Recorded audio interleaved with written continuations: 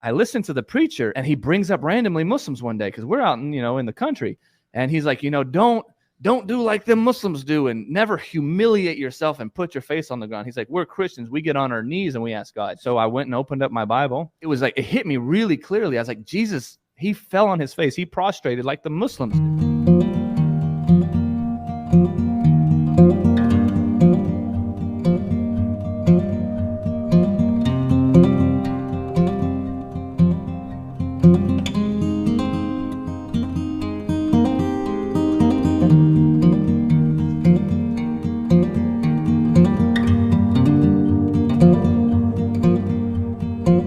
Whenever I got out of high school, I was exposed to different aspects of, without going into it too much, the truth movement, right? And I'm sure you're familiar with it.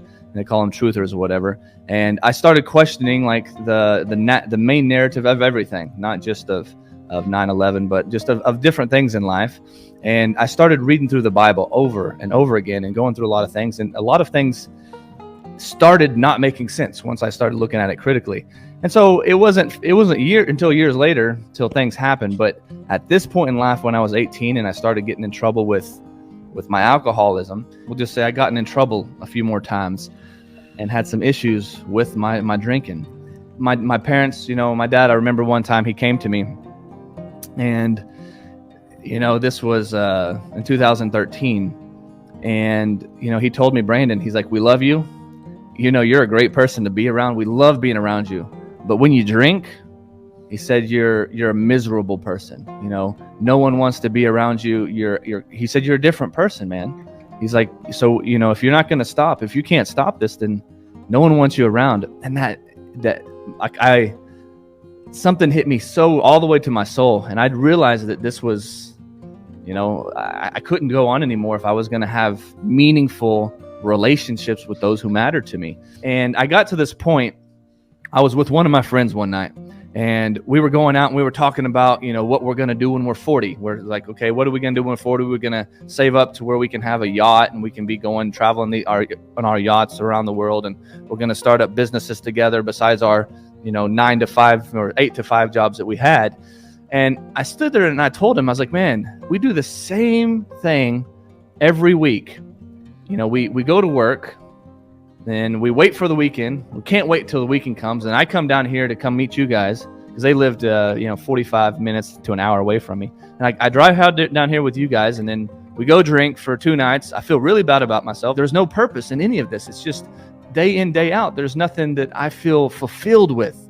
I had this complete emptiness with it. And I told him, I said, there's got to be another way, and I'm going to have to find out what it is. And I promised myself that until the day that I died, I was going to be someone who sought the truth, no matter what, no matter if it changed the way that people looked at me, if I was going to, go against all, whatever, I was going to seek the truth no matter what. And so I kind of made that promise to myself and to God that when I was 18, I said, God, I'm going to seek you in whatever religion that you're in, or if and it was pretty soon after this where, one day I'd finally had enough. So I went and opened up my Bible. And it was in the morning. I was sober that morning. I hadn't been drinking or nothing yet.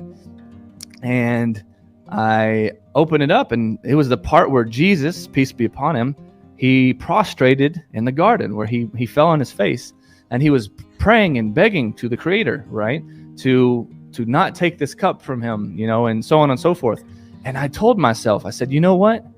Jesus fell. It was like, it hit me really clearly. I was like, Jesus, he fell on his face. He prostrated like the Muslims do.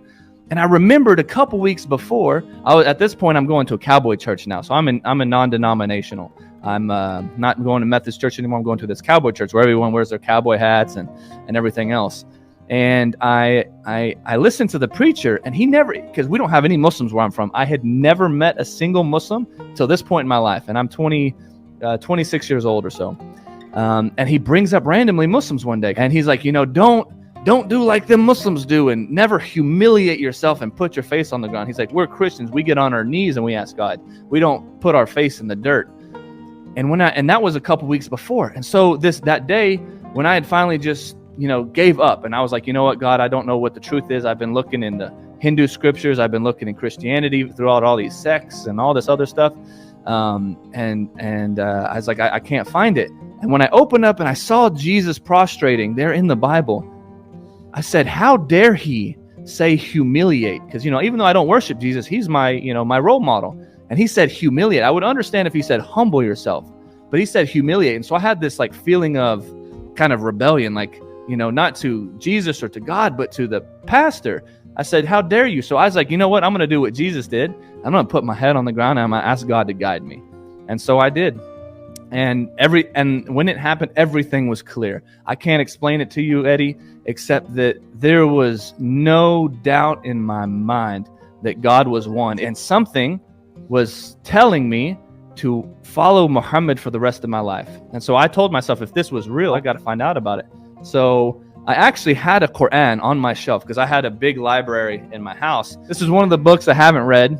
And so I'm going to actually read it, and as soon as I opened up the book, Eddie, that first page I started reading, I could not stop crying. I read from Fatiha, and then I would go to open up to another part.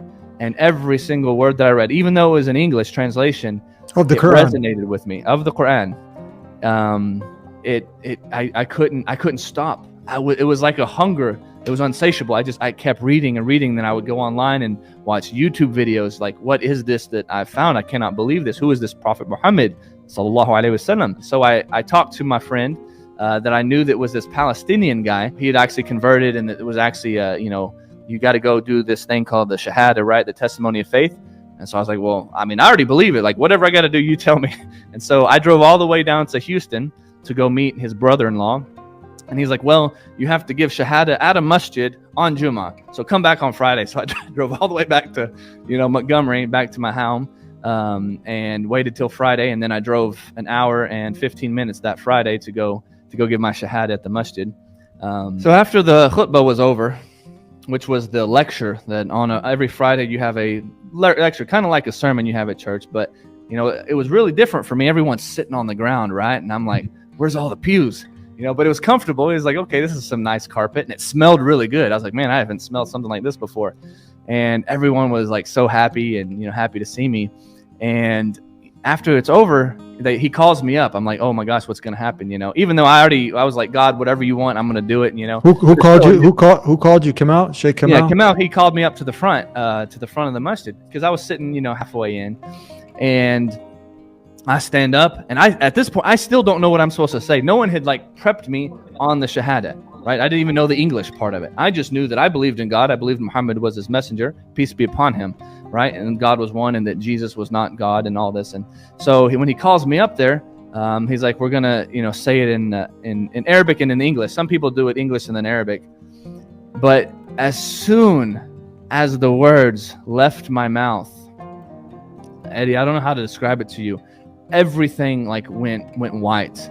I had this experience that I was just surrounded with light, and it was washing me from the inside out. And the Prophet Muhammad, he talks to us about how whenever a person accepts Islam, that all of their sins are completely forgiven from what they did before. But this was almost like a manifestation of that, and just I had goosebumps and this euphoria that was better than anything I'd ever drank or taken or done before in my entire life. That feeling was better than the most blissful moment times a million. And I couldn't stop crying, and it was crazy. Everyone, I've been through a lot of shahadas, but everyone in the whole audience, all of the other brothers and whatnot, we're all crying together, and Kamal and Mekki's crying, and it was ajib. And I knew in my heart, after I said the testimony of faith, which is I testify that there is no God worthy of worship except for Allah, the God, the one true God alone, and I testify that Muhammad is the messenger of God. The moment those words came out of my mouth, these words, I knew it. It was like it was written that this was truer than even my own name. If I would have said, I am Brandon, the son of Todd, the son of Alfred, that wasn't even as true as that statement that wow. There is no God but God. There was the ultimate statement I ever made in my life. And so, I live by that statement now.